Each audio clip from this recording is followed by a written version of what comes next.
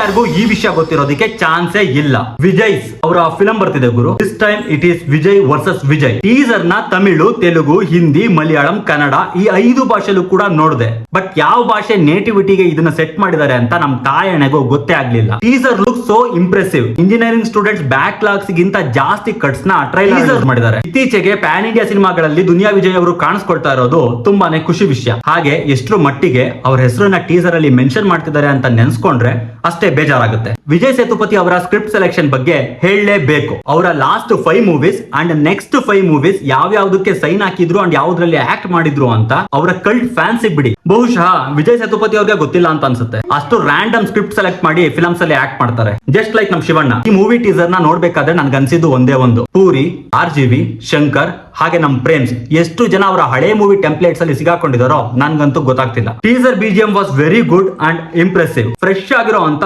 Robin wood teaser ನ ನೋಡ್ದಂಗ ಅನಿಸ್ತು. ಆ ಹೊಡಿಬಡಿ ಸೀನ್ಸ್ ಅಂತೂ ತುಂಬಾನೇ ಫ್ರೆಶ್ ಆಗಿದೆ ಗುರು. ಐ ಹೋಪ್ ಈ ಸಿನಿಮಾ ಒಳ್ಳೆ ರೀಚ್ ಆಗ್ಲಿ. ಬ್ಲಾಕ್ ಬಸ್ಟರ್ ಲೈಗರ್ ತರ ಈ ಸಿನಿಮಾ ಆಗ್ಬಾರ್ದು ಅಂತ ಕೇಳ್ಕೊತೀನಿ.